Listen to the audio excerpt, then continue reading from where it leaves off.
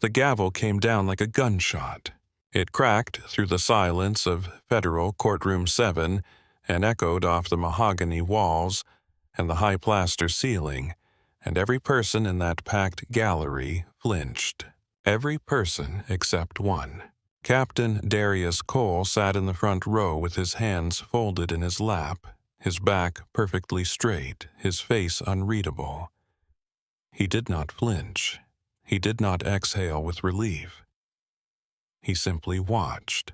At the defense table, a man named Wade Harmon stood frozen, gripping the edge of the wood in front of him with both hands, his knuckles bone white, his face the color of old chalk. The arrogance was gone. The swagger was gone. The certainty that had carried him through 11 years of doing whatever he wanted on the roads of Crestwood, Pennsylvania, and never once facing a real consequence for any of it, that certainty was gone too.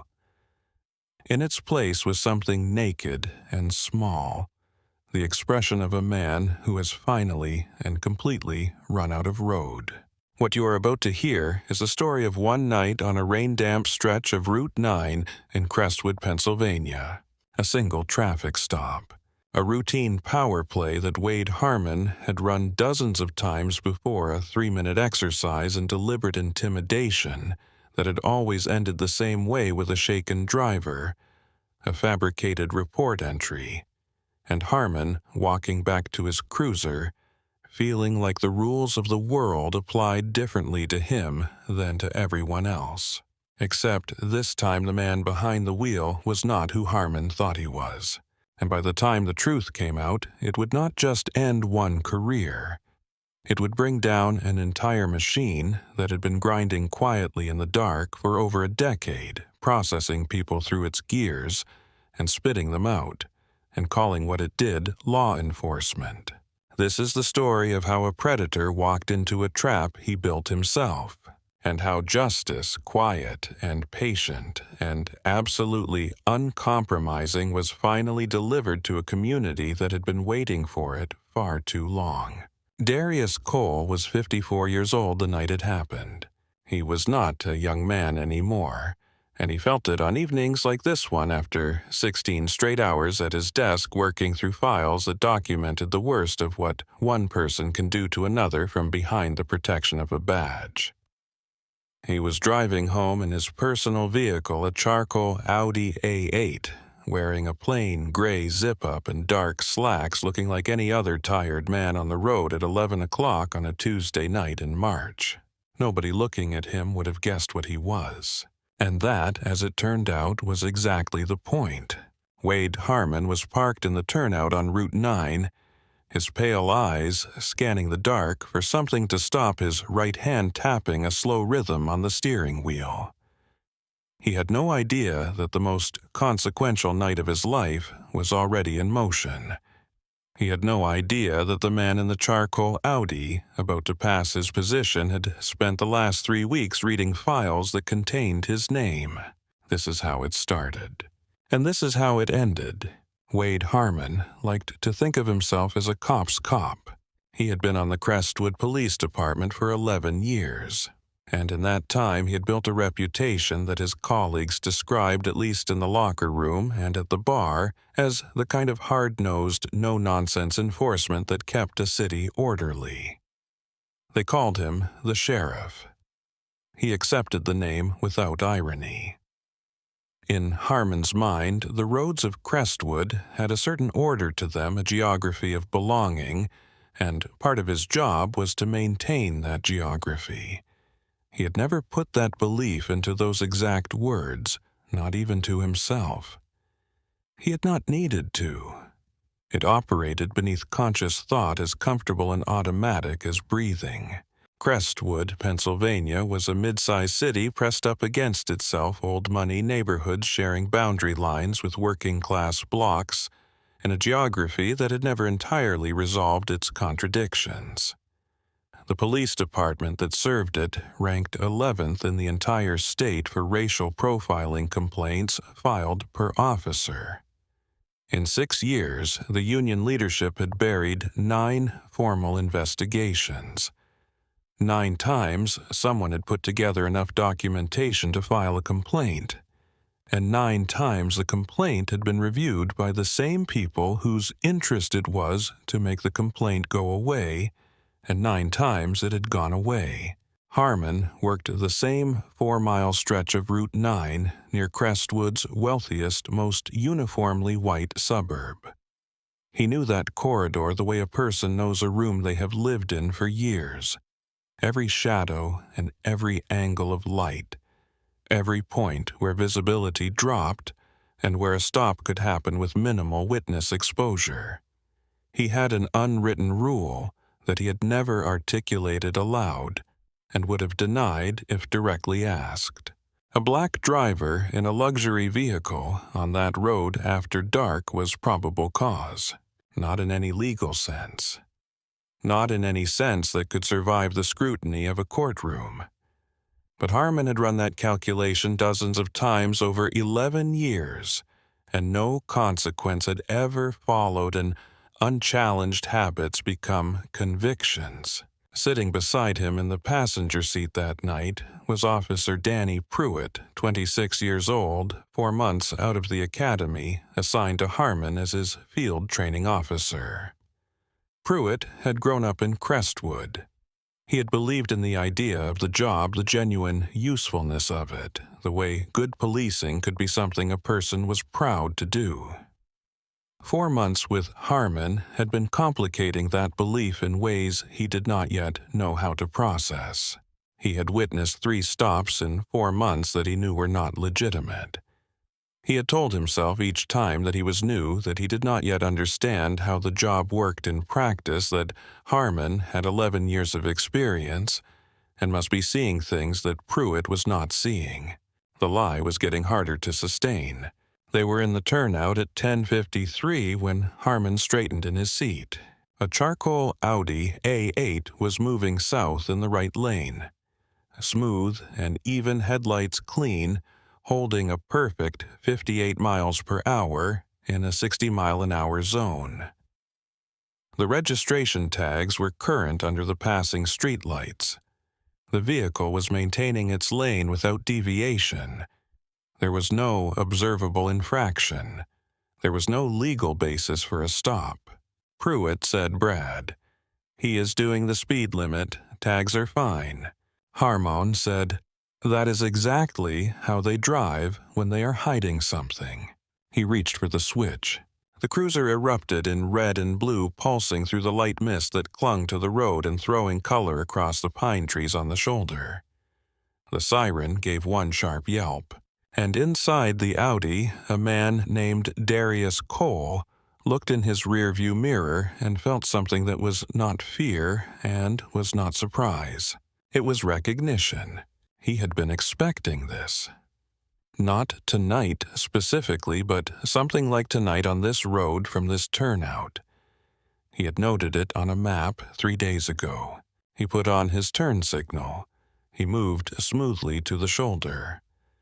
He brought the car to a stop beneath a flickering street lamp, put it in park, rolled down his window all the way, and placed both hands at 10 and 2 on the steering wheel. He waited. He watched in the mirror as Harmon got out of the cruiser without bothering with the rain jacket despite the mist, and he watched Harmon's right hand settle on the butt of his holstered weapon before he had taken 3 steps. Cole noted that too. He noted everything. Darius Cole had been a state police officer since he was 25 years old. He had started on patrol in a department much like this one, in a city much like this one, and he had spent 3 decades rising through a system that was not always enthusiastic about promoting men who looked like him doing it anyway, through a combination of precision and persistence, and a specific kind of patience that is harder to maintain than anger, but more durable. He had risen to major crimes commander. He had worked cases that required years and the kind of meticulousness that never made the evening news. He had learned to read institutions the way a physician reads diagnostic images, looking not at the obvious damage, but at the density and structure of the tissue around the damage, the places where something had calcified instead of healed. When the state attorney general received a federal oversight complaint about Crestwood PD, a complaint that was specific enough and documented enough that it could not be quietly resolved, they needed someone to go in. Someone with the rank to command the room. Someone with the credibility to survive what the union would do. Someone who understood what they were walking into. They chose Cole. He had been in Crestwood for 3 weeks when the night on Route 9 happened. He drove his personal car on audit nights deliberately. He had learned over the years that a man in a patrol vehicle moves through a different world than a man who appears to be nothing in particular. Anonymity was a form of information. It showed you things you could not see from behind a badge. He had pulled the stop data for the Route 9 corridor 4 days earlier and run the numbers. He had circled Wade Harmon's badge number on a patrol pattern map that was sitting in a folder in his desk at the precinct. The numbers around that badge number told a story so clear that it barely required interpretation. When the lights came on behind him on Route 9, Cole was not surprised. He was not afraid. He was precisely, methodically focused. Harmon came to the window slowly, deliberately shining the flashlight directly into the driver's eyes before he reached the door. It was part of the choreography, the way you reminded a person that you were in control of the light and the dark. Cole blinked against it, but did not turn his face away. "Good evening, officer," he said. His voice was deep and resonant and entirely calm. "Could you tell me the reason for the stop?" Harmon leaned down and put his face close to the window. "I asked the questions," he said. "License and registration, now." "My wallet is in my left jacket pocket," Cole said. "My registration is in the glove compartment.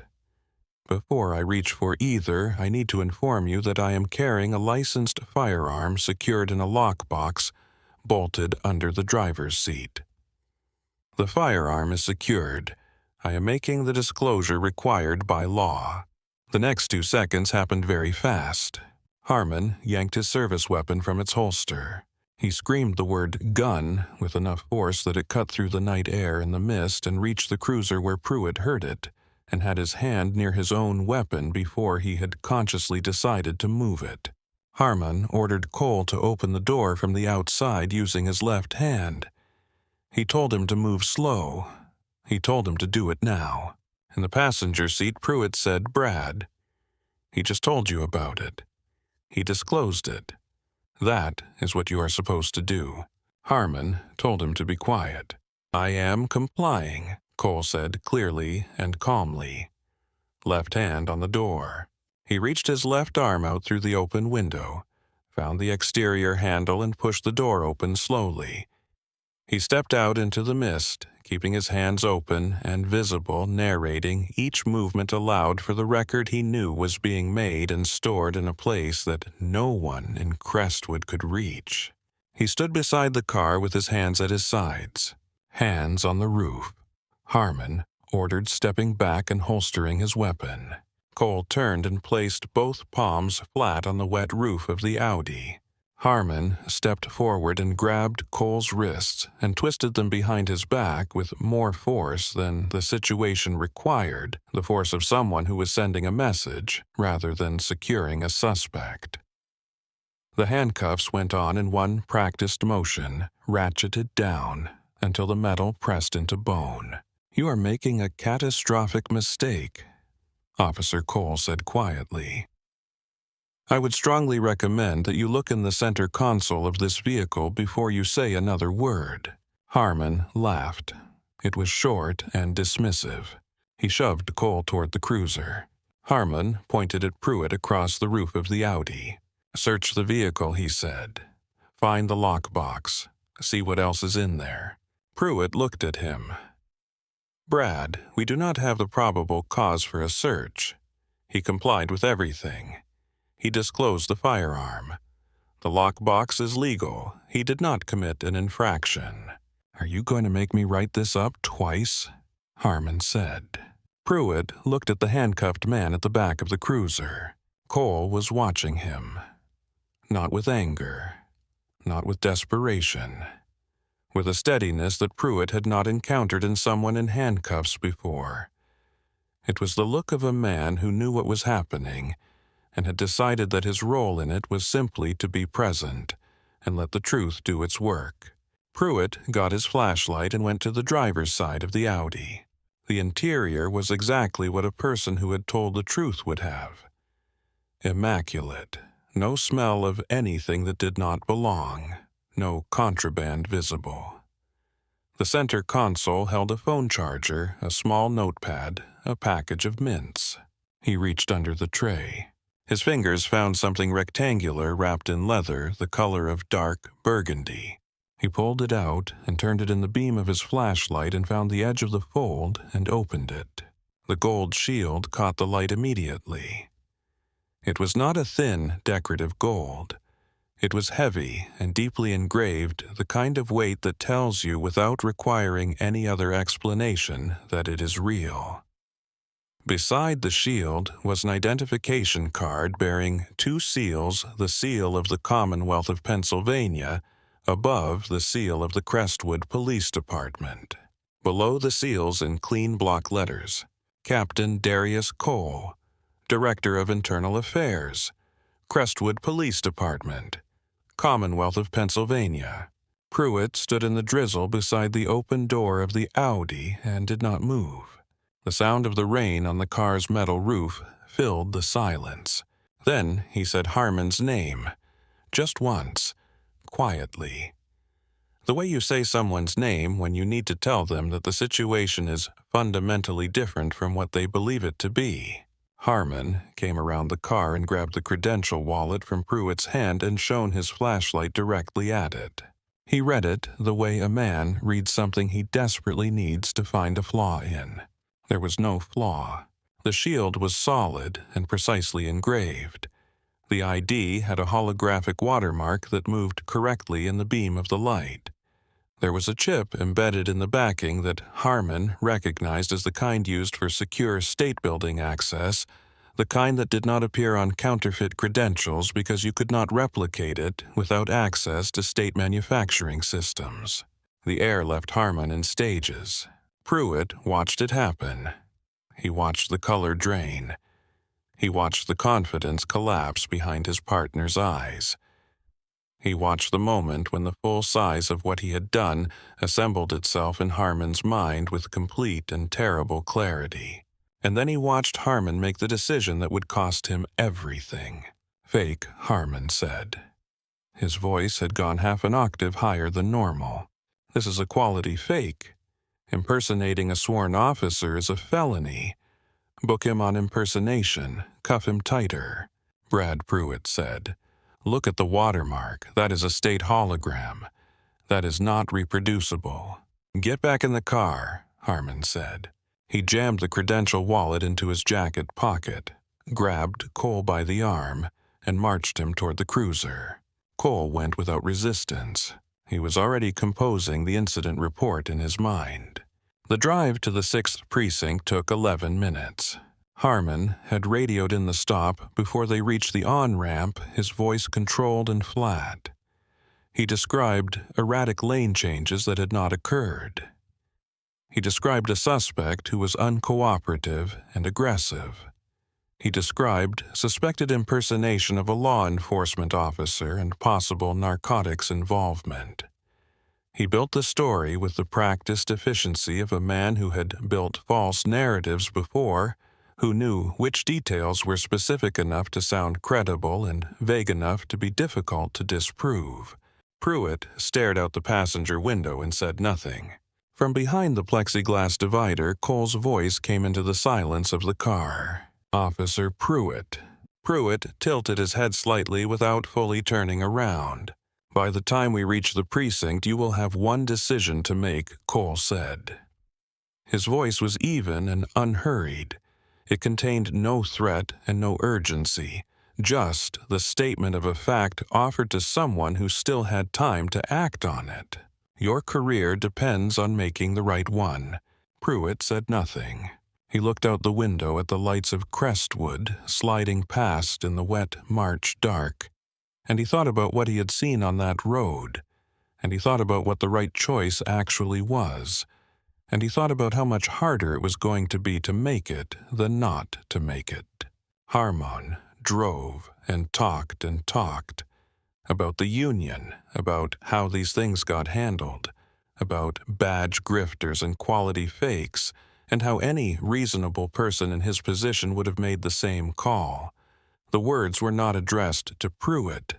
They were not an argument being made to anyone in particular. They were the sound of a man talking over his own fear, trying to drown it out with the noise of his own certainty. In the back seat, Cole sat straight and quiet and let his mind work. He thought about the dashcam footage uploading in real time to a state server that no one in Crestwood could access. He thought about the 22 names in the files in his desk at the precinct. He thought about what it meant that he was sitting in handcuffs in the back of a police cruiser, and he thought about what it was going to mean in 4 months. He breathed slowly. He let his mind do its work. The 6th precinct booking area smelled of industrial cleaner and stale coffee, and the particular staleness of recycled air that never quite gets replaced. The fluorescent lights overhead hummed at a frequency you stopped noticing after 20 minutes, and then noticed again when the room went quiet. The walls were painted cinder block layered over enough times that the surface had a slightly textured quality, the accumulated history of a building that was maintained but never renovated. Desk Sergeant Lou Malone was behind the high booking counter when the doors came open, reading glasses on the end of his nose, working through a log sheet. He was 51 years old, 22 years on the job. He had developed over those years the specific skill of reading a situation from across a room before anyone in it had said a word to him, the way a person who has seen enough of something learns to trust what they see before they trust what they are told. He looked up when Harmon came through with the handcuffed man. He read Harmon first. Controlled movement over something agitated performed confidence over something that was moving with genuine fear underneath it.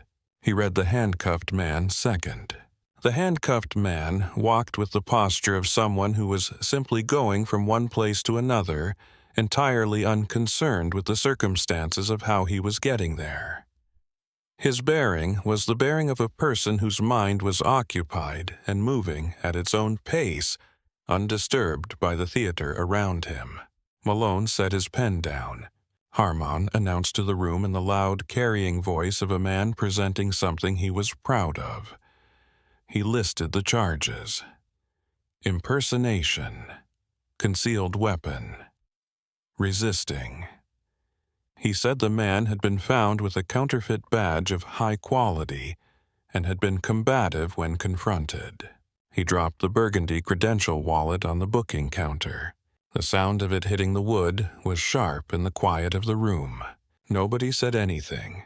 Malone looked at the wallet. He picked it up slowly. He opened it the way you open something that you already sense is going to change your understanding of the room. He read the shield. He read the card. He read the name. He read the title. He turned the credential over and found the authentication chip on the back of the shield. His face did not change. His hand moved to the desk phone. He dialed a 3-digit internal extension without looking up. Harmon was mid-sentence building his narrative when Malone looked at him over the top of his reading glasses. "Wade, stop talking. Right now." The room went quiet, in the way rooms only go quiet when something fundamental about them has just shifted. Frank Delaney made it from his house to the precinct in 5 minutes. He came through the booking area door in his overcoat. His face, the face of a man who understood from the first sentence of the phone call that the night was not going to end in any way that resembled how he had imagined it when he went to bed.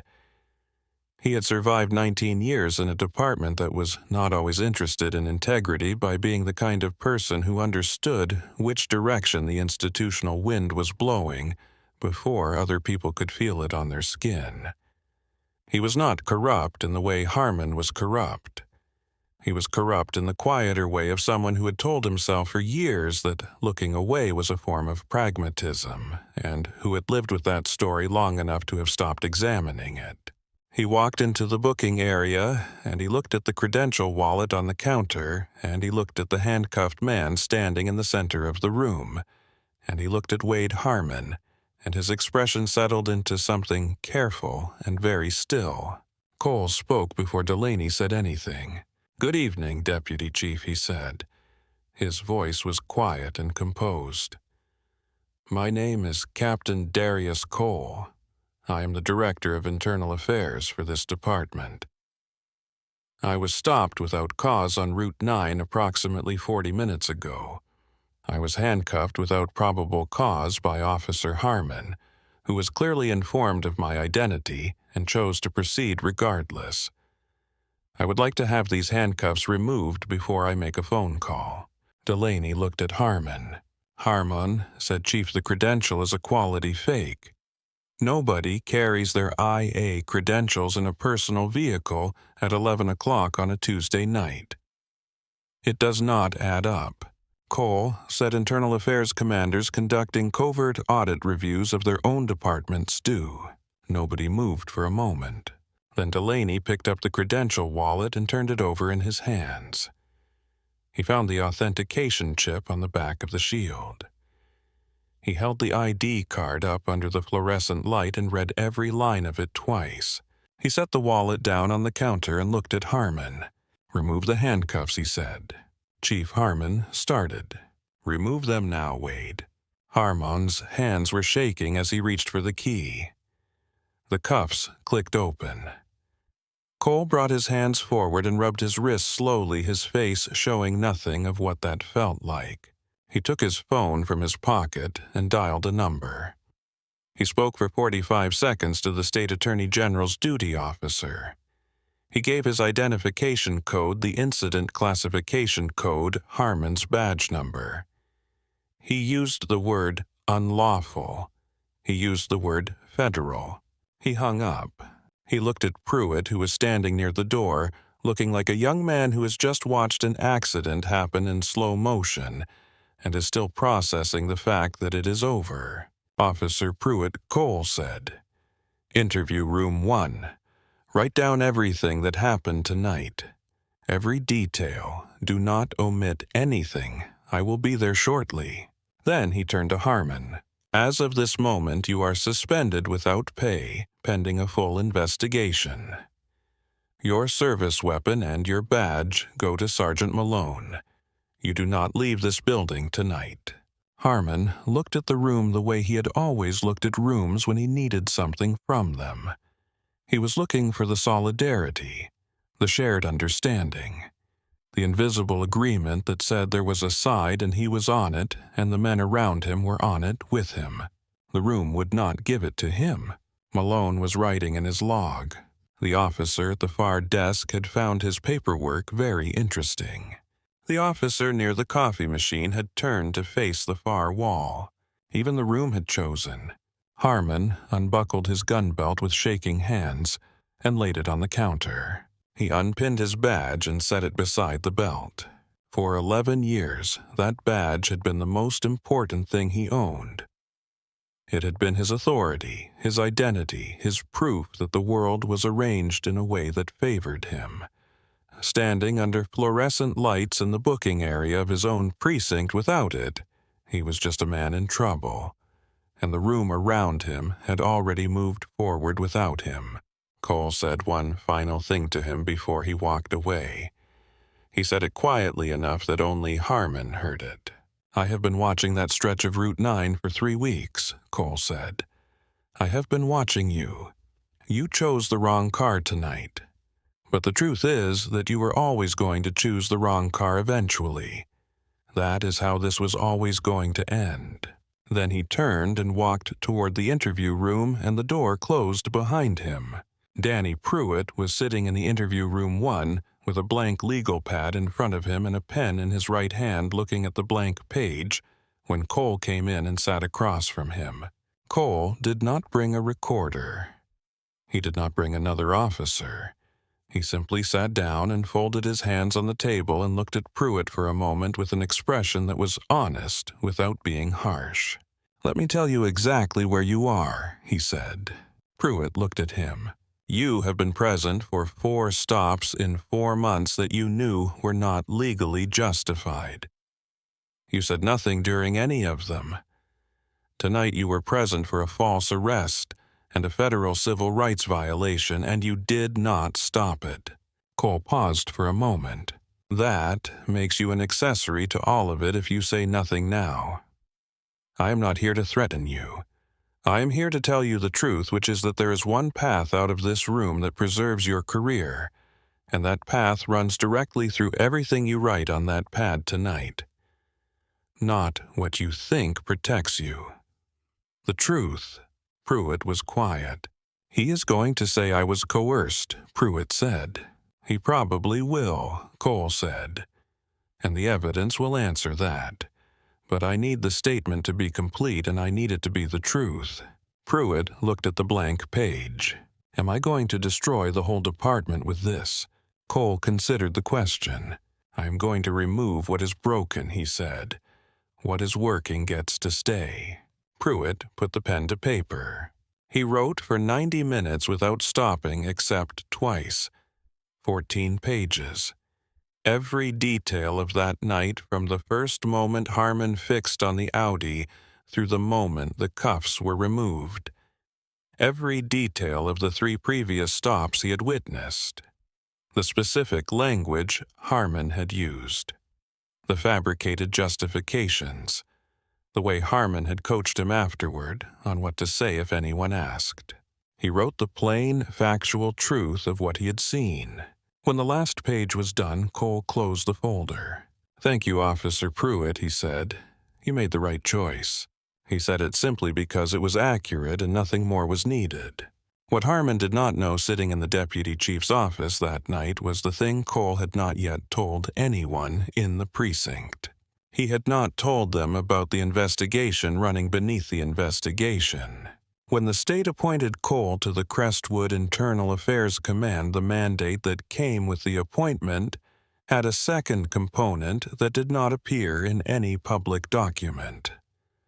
The federal oversight complaint that had triggered everything was detailed enough about how the department protected its problem officers that the AG's office believed something organized was at work, not just individual failures, but an institutional mechanism of insulation and cover-up. They wanted to know exactly what that mechanism was, not just to remove one officer, but to remove the entire structure that allowed officers like him to operate. Cole had done 2 things in his first week that Crestwood PD knew nothing about. The first was a department-wide dashcam firmware update. The update was described to the department as a routine video compression patch. What it actually installed was an automatic encrypted upload protocol that activated the moment any siren in the fleet was engaged. Every second of footage from that trigger point was transmitted in real time to a state server. The local hard drive on the vehicle was completely irrelevant. The footage was in a location that no one in Crestwood, no officer, no union official, no former department captain, no one could access or alter. The second thing was a full 11-year analysis of stop data for the Route 9 corridor. 214 stops over 11 years. 81% of the drivers stopped were Black or Latino. 38 stops in the corridor near the affluent suburb had ended in vehicle impoundments through a single towing company. Miller Brothers Towing, owned by Gerald Miller, who was married to Wade Harmon's older sister. Financial records traced $52,000 from Miller Brothers through a series of transfers to a consulting account registered to an entity that resolved when state investigators subpoenaed the registration records to an address connected directly to Harmon. 9 formal complaints had been filed against Harmon through the internal complaint system over 11 years. All 9 had been dismissed by the same supervisory chain. The dismissal records used language so similar across all 9 files that they appeared to have been written from a single template. Cole had that template. He had the names of everyone who had signed the dismissals. He had the union president's internal emails showing exactly how the decision to clear Harmon had been made at least 3 of those 9 times. He had all of it. He had been waiting for one more piece, a documented incident with a reliable witness and footage that could not be destroyed. He had not arranged what happened on Route 9. He had simply driven home on the road where the data said Harmon hunted in the kind of car the data said Harmon could not leave alone, and he had waited to see whether Harmon would do what Harmon always did. Harmon had not disappointed him.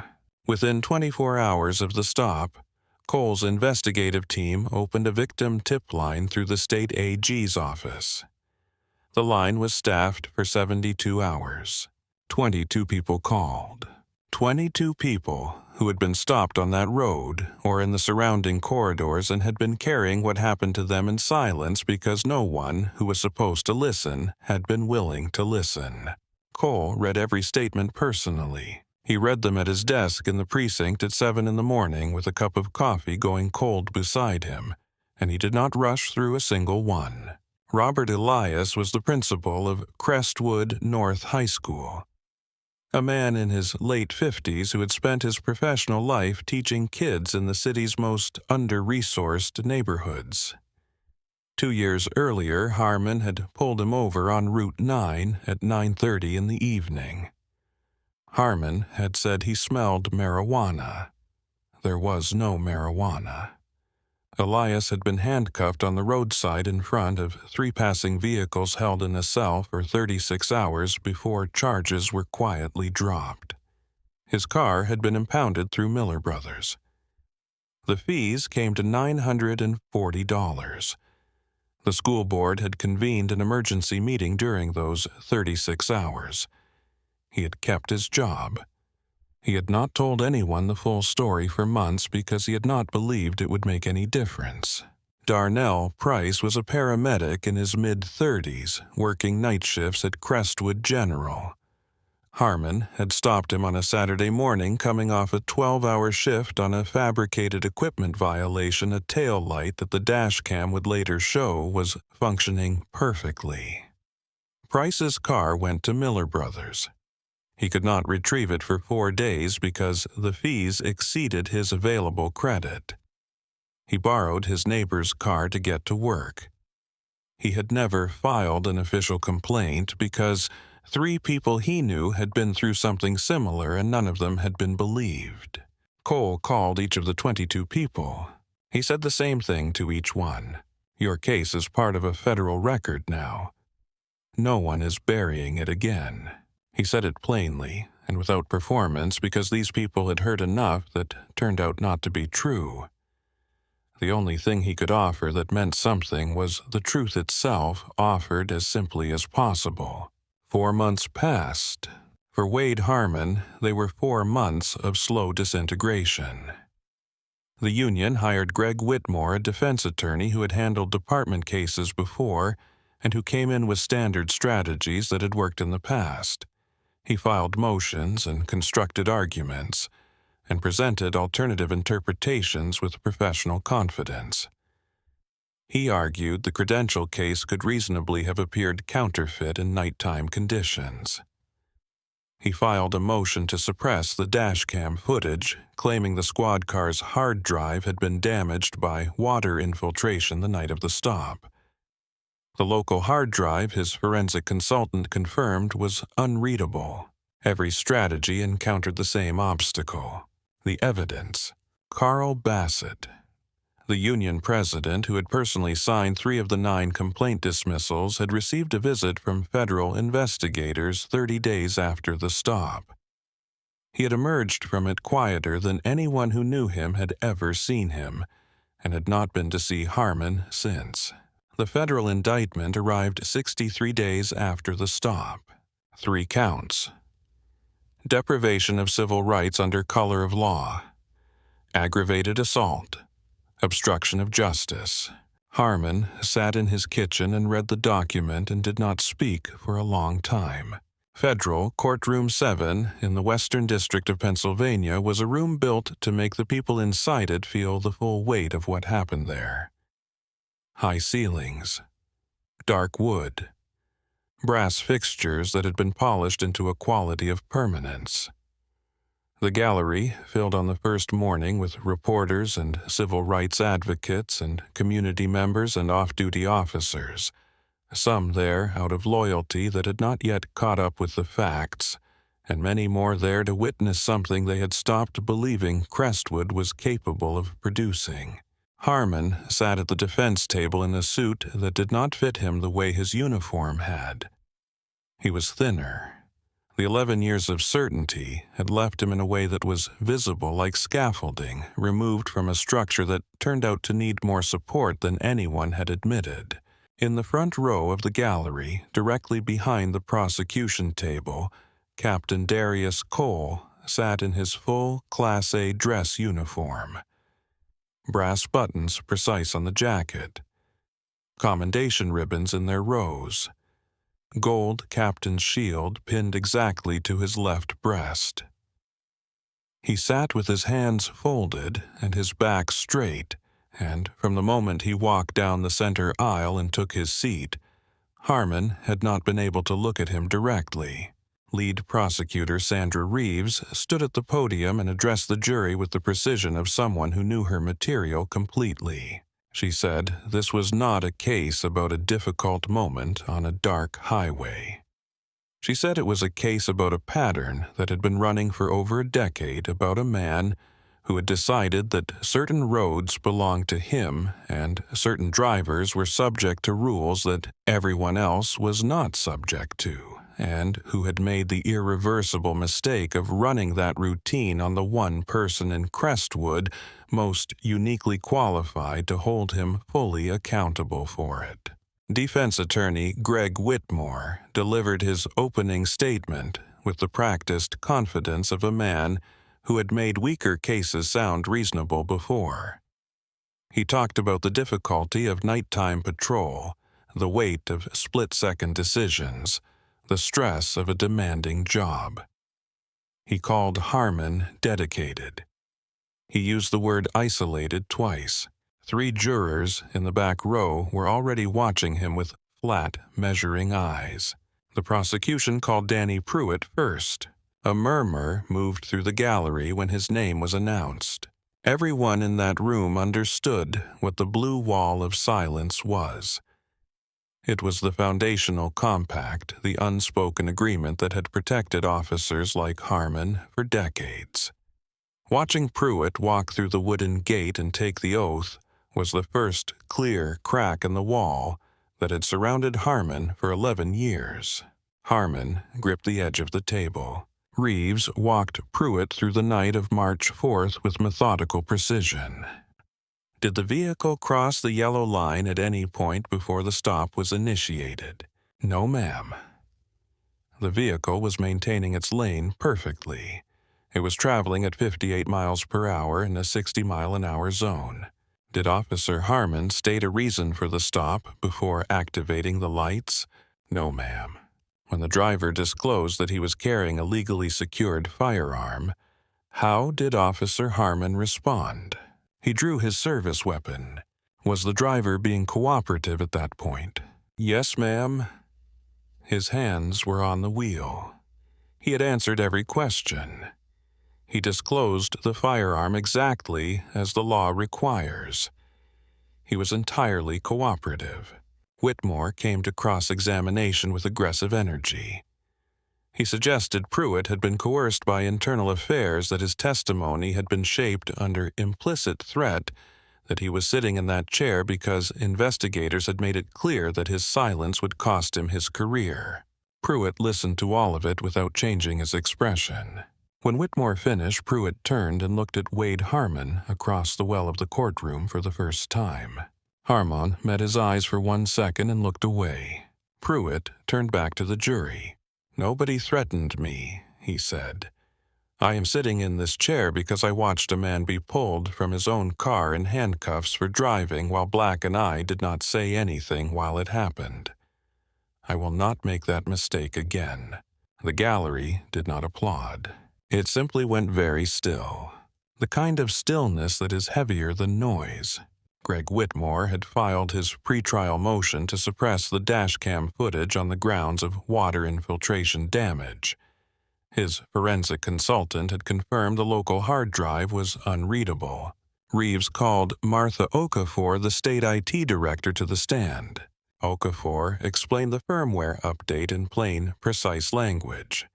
She described the automatic encrypted upload protocol.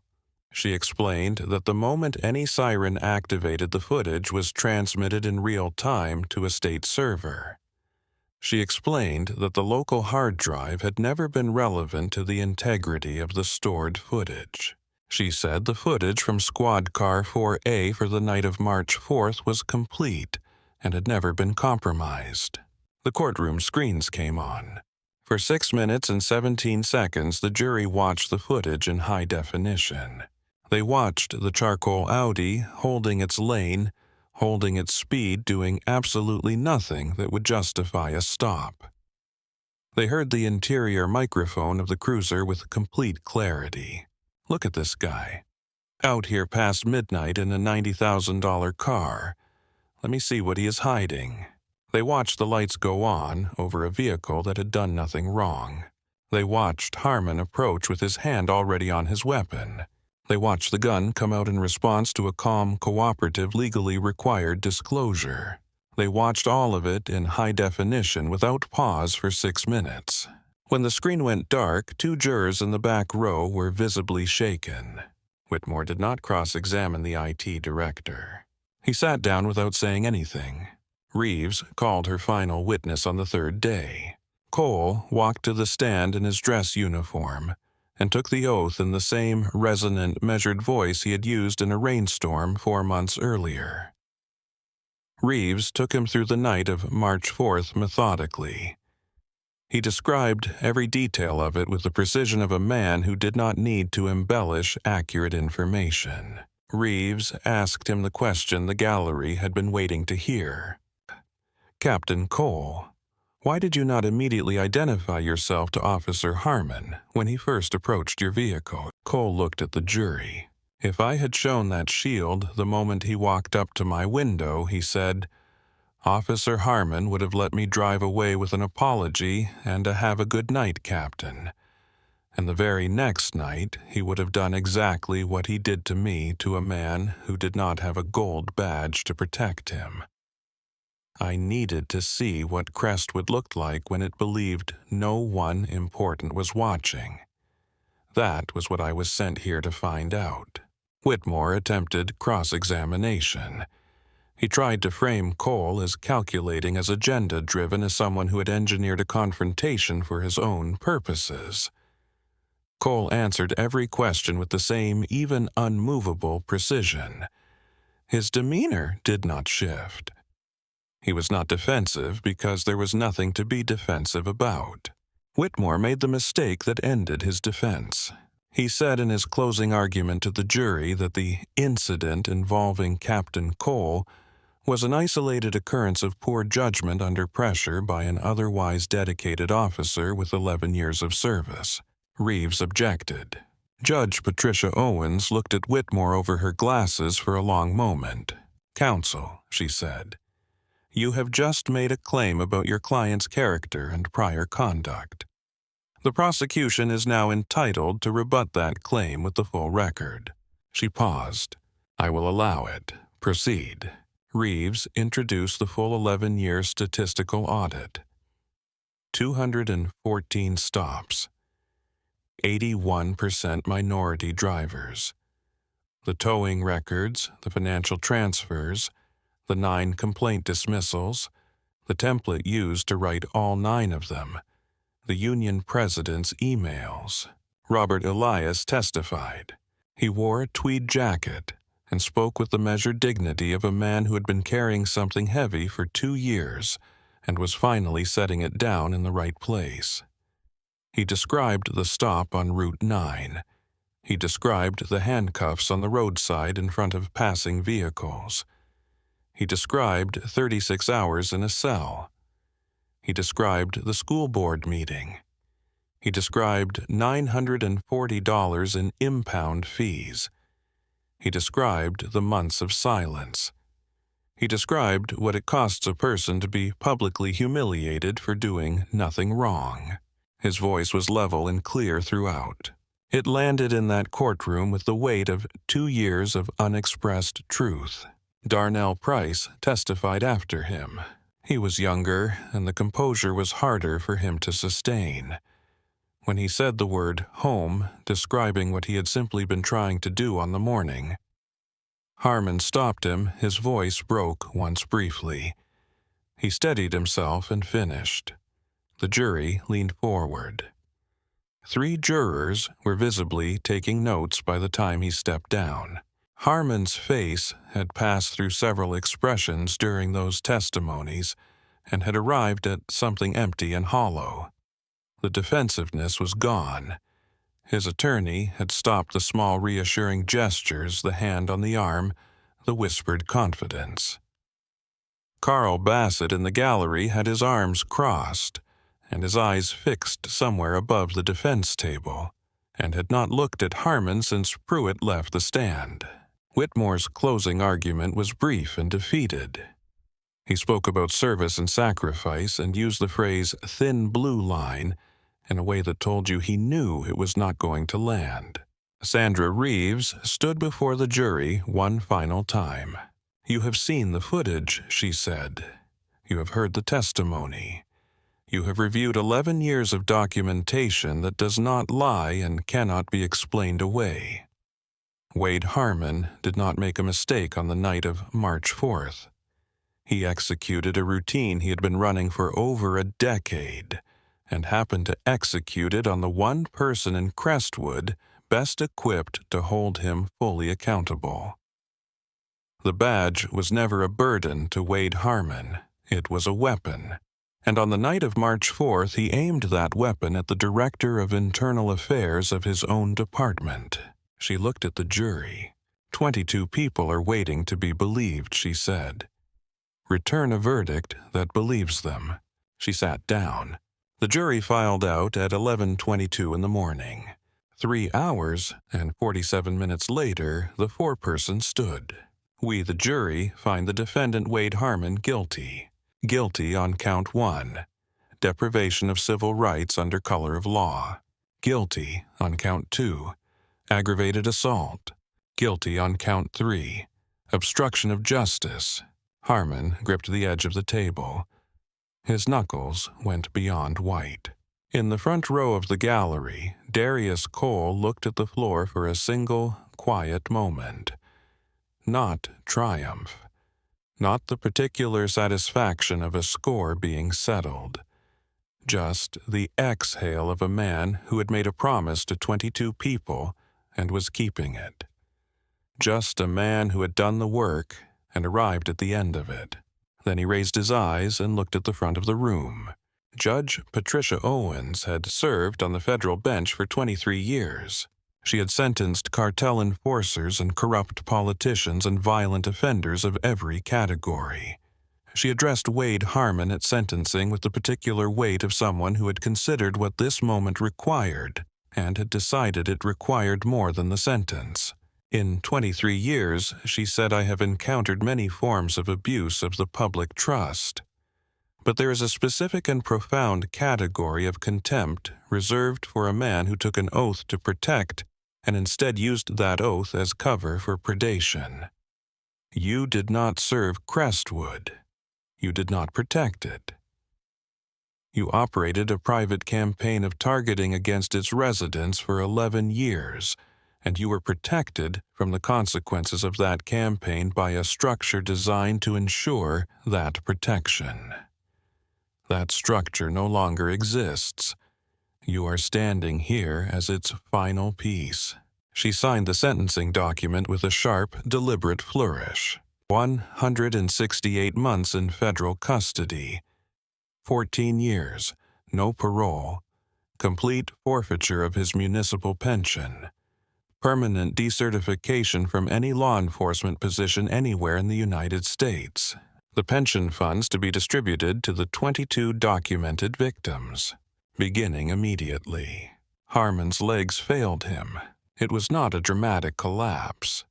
It was the quiet failure of a man whose legs had simply declined to hold him anymore. He grabbed for the edge of the table and missed, and the nearest federal marshal caught him by the bicep with a grip that was firm and impersonal, the same grip and the same pressure that Harmon had once used on a man standing handcuffed in the rain on the shoulder of Route 9. The symmetry was exact. No one mentioned it. Harmon was turned. He was shackled. He was walked toward the side door at the front of the courtroom, his feet dragging slightly against the floor, the shackles marking each step. Cole watched him reach the door. He watched it close. He sat in the silence that followed and let it settle around him, and he did not look away until it was complete. While the jury had been deliberating those 3 hours and 47 minutes, the federal warrants had been served. FBI agents had arrived at the Crestwood Police Union headquarters and at the private residence of the former precinct captain who had signed 6 of the 9 complaint dismissals. The former captain had been found in the process of shredding documents. Carl Bassett, the union president, was indicted the same day on obstruction and witness tampering charges. The machine that had kept Harmon operational for 11 years was being dismantled in the same hours that the verdict dismantled him. Miller Brothers Towing was seized by state financial investigators. Gerald Miller faced state fraud charges and civil suits from each of the 38 drivers whose vehicles had been impounded without cause. Restitution proceedings began within 30 days of sentencing. Frank Delaney, who had removed the handcuffs on the night of the stop and had cooperated fully from that moment forward, was retained in his position. Cole recommended him in a written memo as the official best position to lead the department's reform implementation. It was a careful recommendation. Delaney had survived a corrupt environment by asking only the questions whose answers he could live with, which was his limitation, and also the source of his usefulness now that the environment had changed. Danny Pruitt was transferred to a community liaison unit. He would work with the neighborhoods along Route 9 and the surrounding corridors, the communities that had lived alongside what Harmon had been doing for years. Cole wrote his evaluation himself. It said that Pruitt had made a serious error over 4 months that he had corrected under significant personal pressure, and that the correction was the more important fact. It said Pruitt had done the right thing when it mattered. Cole left it at that. If you want to stay connected to stories like this one, stories about accountability, about people who refuse to stay quiet until justice arrives, then subscribe to our channel. There are more of these stories to tell. The community that had watched Crestwood police cruisers with a learned mixture of resignation and dread did not change overnight. Justice does not change things overnight. It changes the conditions, and then other things grow in those conditions slowly and imperfectly, and with setbacks over a long stretch of time. Cole spent the year following the trial inside the department doing the work that does not make headlines. New stop documentation protocols, an independent civilian oversight board that reported to the state, not to the union or the department it was overseeing. A direct community complaint line staffed by state personnel that could not be routed back through the same people being complained about. The work was not visible in the way the courtroom had been visible. It was the hard, slow, invisible labor of building something in a place where the previous structure had been specifically designed to prevent certain things from ever being built. He did it because it was the job he had taken, and because he understood that the verdict was not the end of anything. It was the condition that made the real work possible. Wade Harmon began his sentence at a federal correctional facility in western Pennsylvania. Protective custody. 22 hours a day in a cell 6 feet wide and 9 feet long. The badge that had been the center of his identity for 11 years was in an evidence box in a state storage facility. What remained was a man who had built everything about himself around an authority that had been permanently removed, living in a space smaller than a parking spot for the next 14 years. Robert Elias and Darnell Price received their first restitution payments 43 days after sentencing.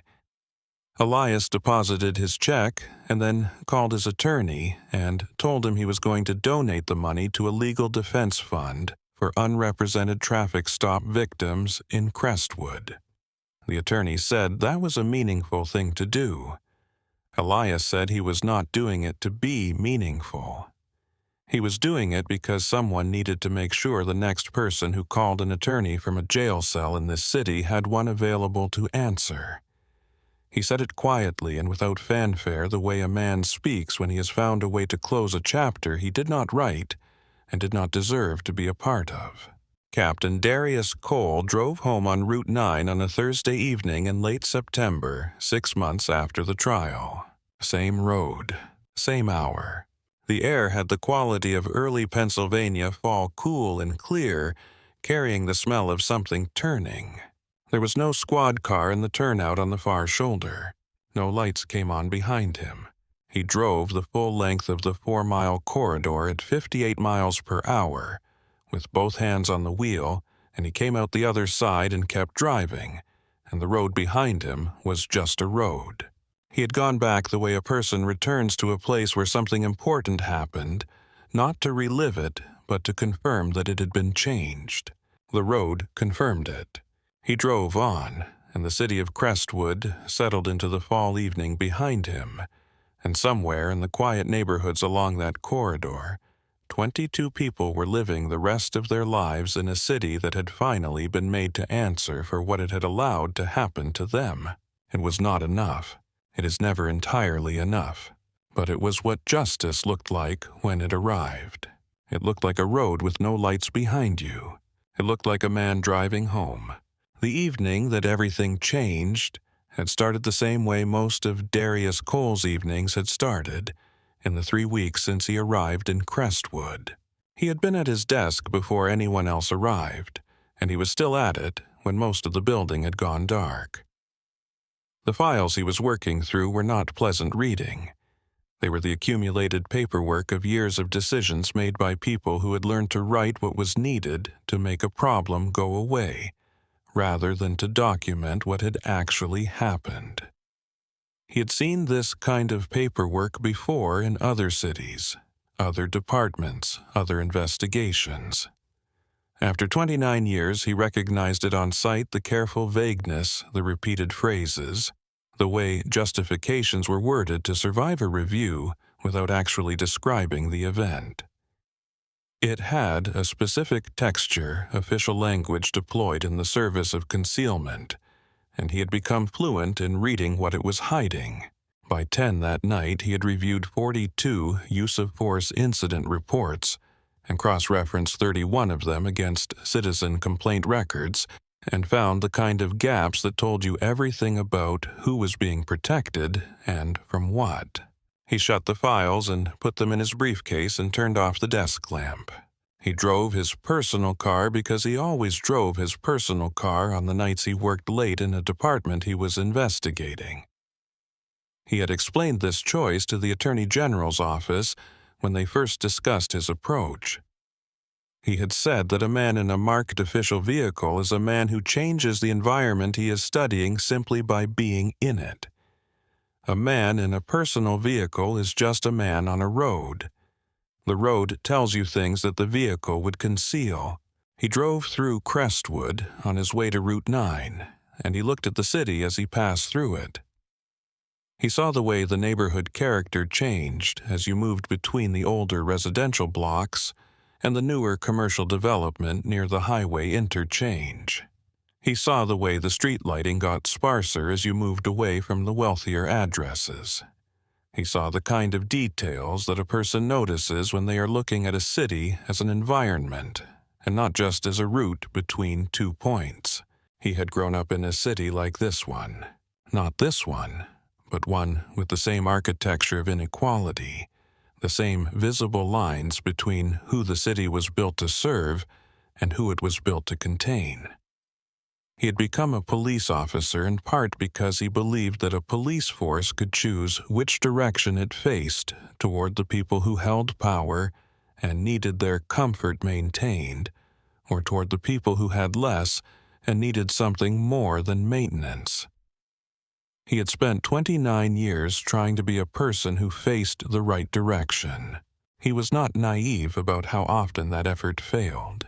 He was not naive about what he was going to find in Crestwood, but he had agreed to come because the 22 files that he did not yet know existed had been accumulating in this city for over a decade, and the people whose names were in those files deserved someone who came to Crestwood with his eyes open and his intentions clear.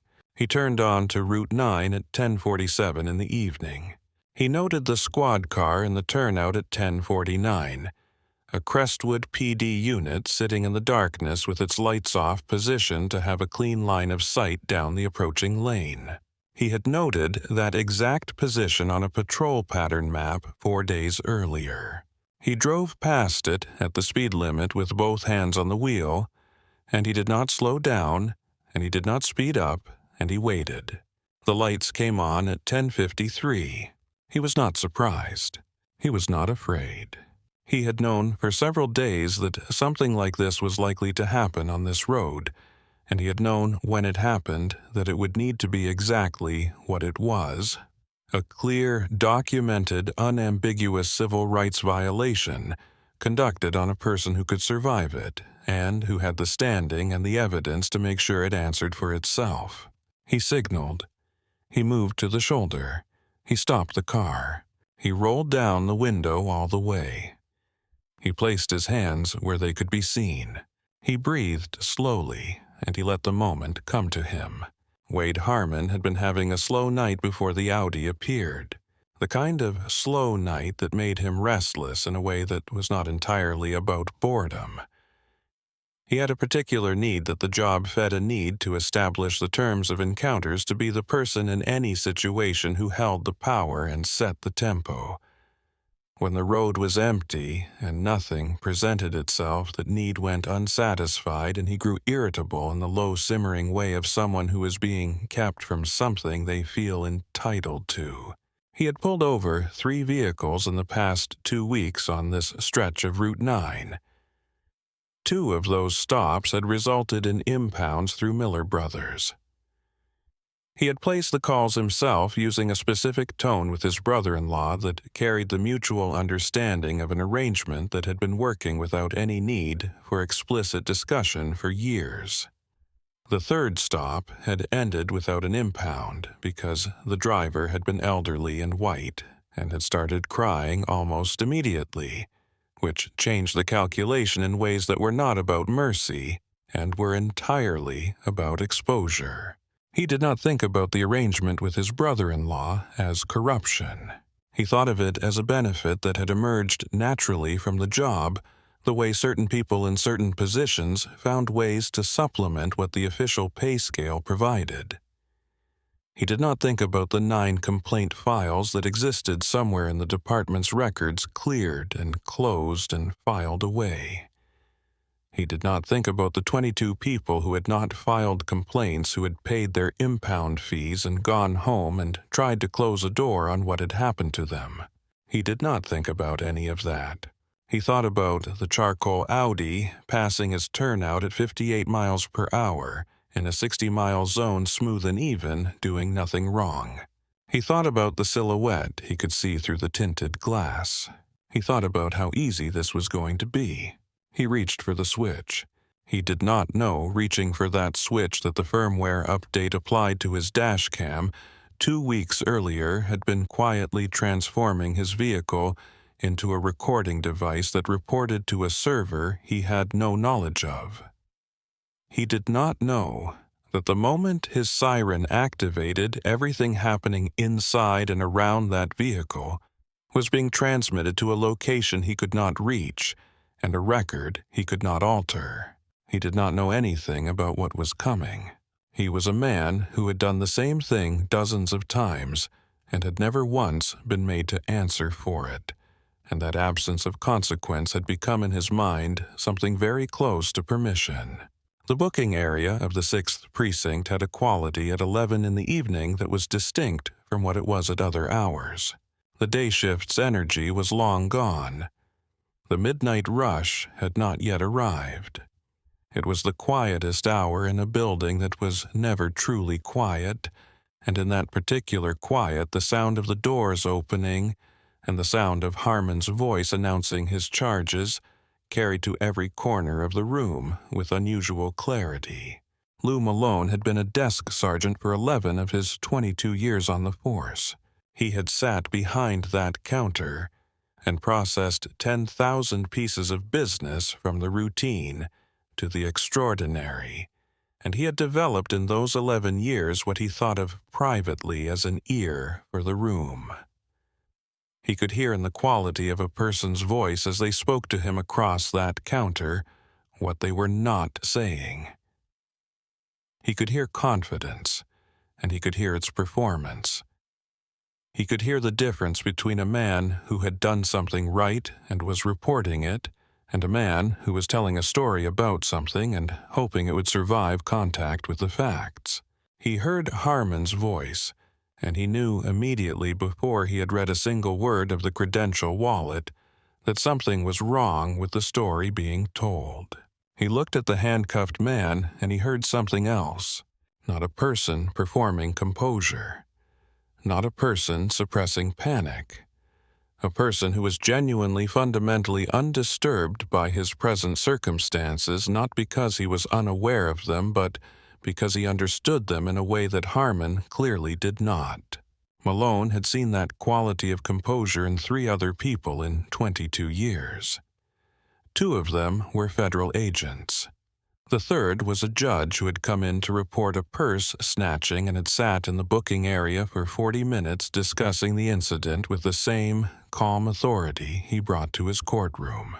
He opened the credential wallet and he read what was in it, and he reached for the phone. He did not make a show of it. He did not make a speech. He dialed 3 digits and waited for the line to connect, and when it did, he said 4 sentences and hung up. Then he looked at Harmon over the top of his reading glasses and told him to stop talking. It was the most useful thing he did all evening, and it required almost no effort at all. Danny Pruitt did not sleep that night. He sat in interview room 1 for 90 minutes writing a statement that documented the things he had seen and not reported. When he was done, he went to his car in the precinct parking lot and sat in it for 20 minutes without turning on the engine. Then he drove home. He went inside and he made coffee he did not drink, and he sat at his kitchen table until 5 in the morning, and he thought about what he had said and what it was going to cost him, and whether it had been the right thing. By 5 in the morning, he had arrived at an answer that was not entirely comfortable, but was, he believed, accurate. The answer was yes, not because of what Cole had told him about his career, not because of what the evidence showed, because of the look on the face of the man who had been sitting in the back seat of that cruiser with his wrists in handcuffs, who had not been afraid, who had been patiently and methodically collecting everything that was happening to him as evidence for what would come after. He had been waiting for someone to make the right choice. Pruitt had finally, 4 months late, and under considerable pressure, made it. He went to work the following morning, and he filed the supplementary statement that Cole had asked for 3 additional pages covering 3 previous stops that he had witnessed and not reported. He wrote it in plain language describing what he had seen, not what he had been told to say he had seen. He signed it. He submitted it. Then he went to the break room and made himself a cup of coffee and sat down and thought about what kind of officer he was going to be going forward. He did not have a complete answer to that yet, but he understood that this was the first morning of working toward one. The days between the indictment and the trial moved in the particular way that time moves when a large consequence is approaching. For the 22 people who had called the tip line those days held something they had not had in a long time, which was the sense that what had happened to them was going to be acknowledged publicly in a way that could not be dismissed or filed away. Some of them had told their families the full story for the first time after Cole's call. Some of them had not choosing to wait until there was a verdict before they said the word believed aloud. Robert Elias had told his wife the complete truth about the 36 hours in a cell within 24 hours of speaking with Cole. He had told her because the investigation made the truth feel solid in a way it had not felt before, something that could be stated without the accompanying fear that the person hearing it would doubt him or be unable to help him. His wife had sat with him for a long time after he finished. She had not said anything for a while. Then she had said that she wished he had told her the moment he came home. He had said that he had not known how to make her believe it when he did not have the language to say why it had happened. She had said she would have believed him. He had said he knew that now. Darnell Price had told his mother. His mother had told him that she had known something had happened on that Saturday morning, but had respected his decision not to talk about it. She had said that sometimes you wait for a person to be ready and you make sure the door is open. He had thought about that for a long time after the conversation. Cole read about the trial from the inside of it, doing the preparation work that witnesses do, reviewing his own notes, working with Reeves's team to ensure the testimony was complete and accurate. He was not nervous about taking the stand. He had testified in more proceedings than he could remember, and he understood the stand as a place where accuracy and composure produced better outcomes than eloquence. He was focused on the outcome, not on Harmon. Harmon was the symptom. The machine that had protected Harmon for 11 years was the disease. The trial was necessary and the verdict was necessary, but the work that would mean something lasting was the work Cole was already planning for the months after the verdict, the structural changes that would make the next Harmon less likely and the next 22 people less inevitable. He thought about those changes during the breaks in the trial preparation. He thought about the committee structures and the reporting lines and the complaint processes and the oversight mechanisms. He thought about the specific language that would need to go into the new protocols to ensure they were not simply cosmetic. He had done this kind of rebuilding work before. It was the part of the job that did not make the news and was not discussed in the gallery of a federal courtroom. It was also, in his experience, the part that mattered most. The morning of the verdict, the gallery of Federal Courtroom 7 was as full as it had been on the first day of the trial. The community members who had come to watch were mostly quiet. They had learned over years and decades that wanting something to be true was not the same as it being true, and they held the question of the verdict carefully, not letting themselves all the way into the feeling of it until they heard the words. When the foreperson stood, the room went very still. When the words came guilty on all 3 counts, the stillness held for a long moment. And then something happened that was not quite applause and was not quite silence. It was more like a collective breath, the sound a room makes when something has been held for a long time and has finally been set down. In the front row, Darius Cole sat quietly and let the breath move through the room around him. He did not celebrate. He did not feel triumphant. He felt what he always felt when a case ended with the right outcome, which was a specific combination of completion and forward motion. The case had ended. The work had not. He thought about Robert Elias and Darnell Price and the 20 others. He thought about the files in his office and the protocols he had drafted and the conversations he needed to have with Delaney about the first month of implementation.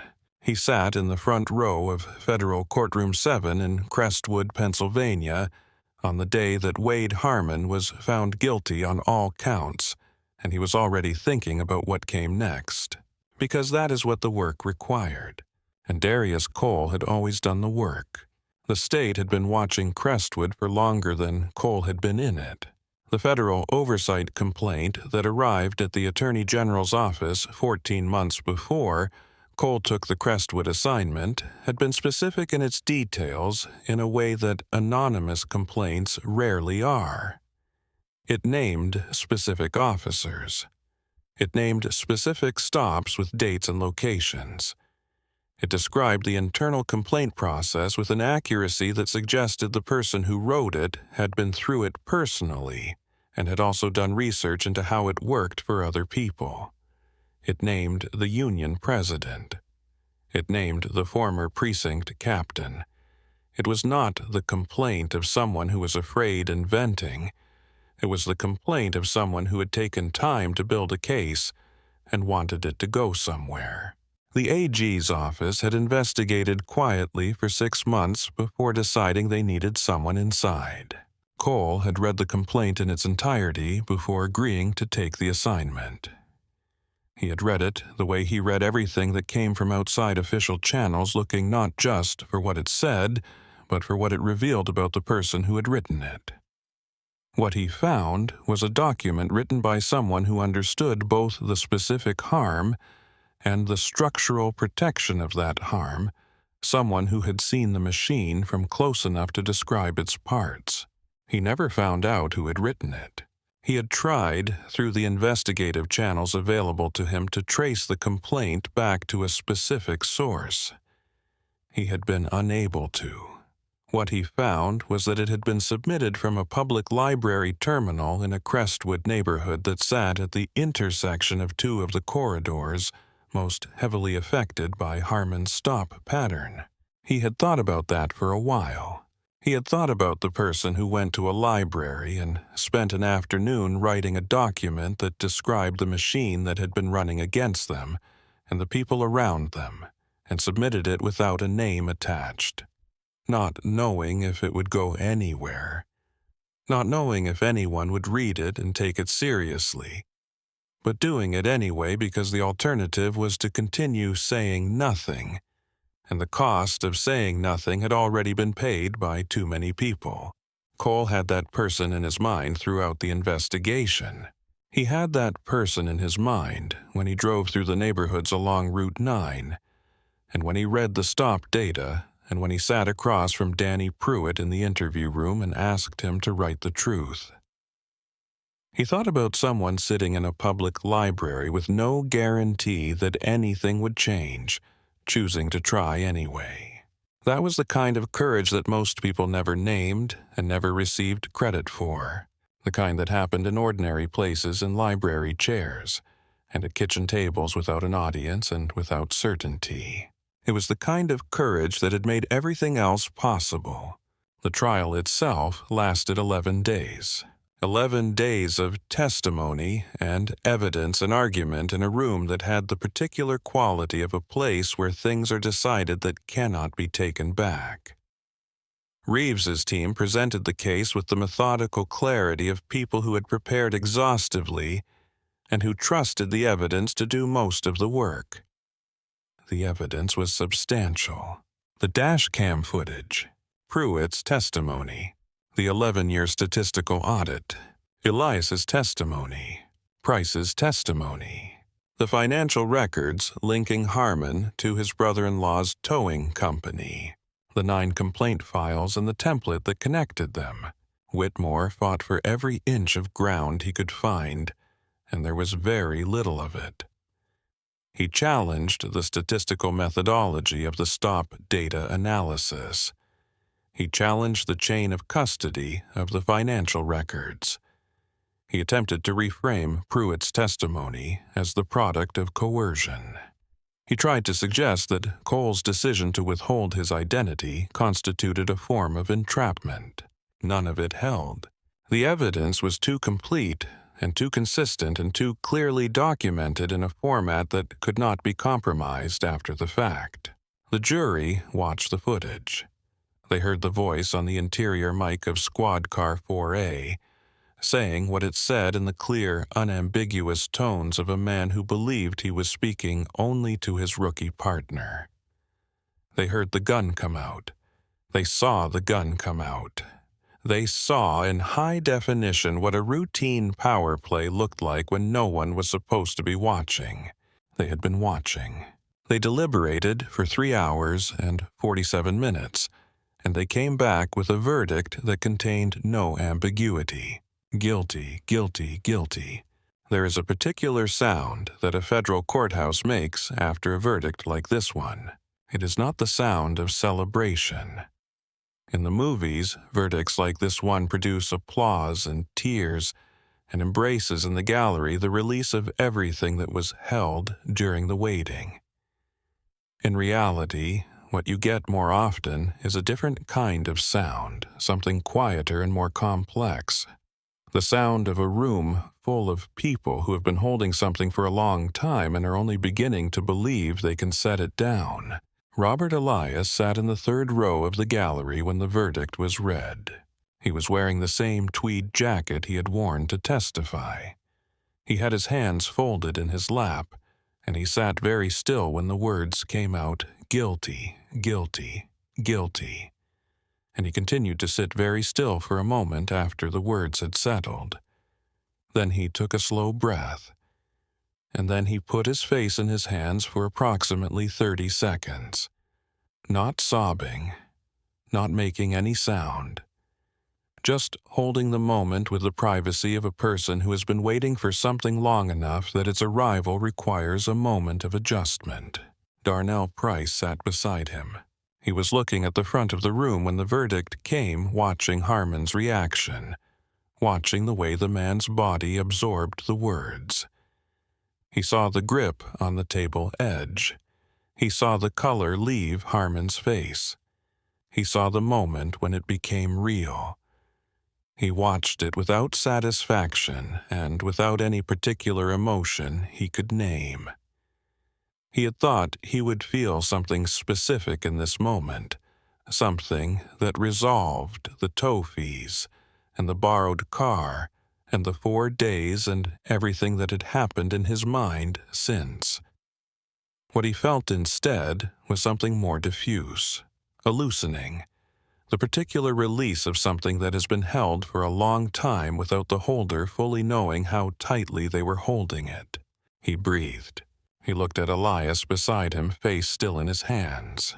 He reached over and put his hand briefly on the older man's shoulder. Neither of them said anything. They did not need to. Sentencing was 2 weeks after the verdict. Judge Owens took her time. She had reviewed everything, all 11 days of testimony, all the evidence, all the filing and counter-filings, and she had consulted the full federal guidelines, and she had read the victim impact statement submitted by all 22 people who had been identified in the investigation. She had read every statement twice. She sentenced Harmon in a courtroom that was again packed again, quiet again, holding its breath. She spoke for 13 minutes before she delivered the sentence. She spoke about what the oath of a law enforcement officer means and what its violation costs the people who trusted it. She spoke about the specific harm caused not just by individual violations, but by the erosion of institutional trust that occurs when a machine like the one surrounding Harmon is allowed to operate. She spoke about the duty of a court to respond to that kind of harm in a way that is proportionate to what it actually cost. She spoke carefully and precisely. as someone who had thought for 2 weeks about the right things to say. Then she delivered the sentence. 168 months, 14 years, no parole, complete forfeiture of pension, permanent decertification. She said that the pension funds distributed to the 22 documented victims would carry with them a formal acknowledgement from the court that each of those people had been wronged by a person who held public trust and violated it, and that the acknowledgement was as important as the funds. She said that before closing. Then she brought the gavel down. The sound of it filled the room and then faded, and in the silence that followed, Crestwood began slowly, and with justified skepticism, and with a long way still to go to change. 1 year later, Captain Darius Cole attended a community meeting in a church hall in one of the neighborhoods that runs along the Route 9 corridor. The meeting had been organized by a group of residents who had been working with the civilian oversight board that Cole's reform protocols had established. They were presenting their first annual report on stop patterns in the corridor compiled from the new documentation requirements that every officer in Crestwood was now required to follow.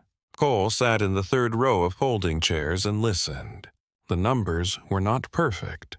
The work was not done. The community's skepticism of the department was not going to be repaired by one verdict or 1 year of new protocols, or one oversight board report. Trust is not rebuilt in a year. It is rebuilt in a decade of consistent behavior in thousands of small interactions that go the right way when the previous expectation was that they would go the wrong way. Cole knew this. He was not looking for perfection. He was looking for direction, for evidence that the needle was moving in the right direction, for signs that the condition was improving, even if the improvement was modest and imperfect. What he saw in that church hall in the faces of the people who had come out on a Tuesday evening to review a report and ask questions and push back on the answers was exactly that. People who had been here before and had seen things not change. People who had decided, despite that history, to try one more time. That was what accountability looked like when it was working. Not triumph, not resolution. People who kept trying. He sat in the third row of folding chairs in a church hall in Crestwood, Pennsylvania, and he watched them try, and he thought that this was what he had come here to make possible. Not the verdict, not the sentencing, but this ordinary Tuesday evening meeting in a church hall, these people and their questions, and their insistence on answers. He thought it was worth all of it. He drove home on Route 9. The road was just a road. There are moments in every investigation that become the pivot point, the moment from which everything after is either building towards something or falling away from it. For the Crestwood investigation, that moment was not the verdict. It was not even the stop on Route 9, though the stop was what made everything visible. The pivot point was the moment Danny Pruitt opened the burgundy credential wallet and held it under his flashlight and read the name and the title and understood what he was holding. Because in that moment, Pruitt had a genuine choice. He could have set the wallet down. He could have turned back to the car and said nothing. He could have let Harmon write whatever report he was going to write and stayed out of it, and told himself later that it had not been his business, and that he had not had enough information, and that he was new and did not understand how things worked yet. He had already spent 4 months telling himself versions of that story. He could have told it one more time. He chose not to. He said Harmon's name. Just once, just the first name, quietly. That was the pivot. Everything that came after the statement. The testimony. The dismantling of the union's cover-up machinery. The 22 victim accounts entering the federal record.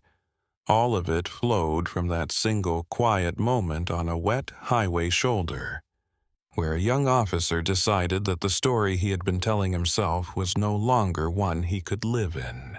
Cole had thought about that moment many times in the months after the trial.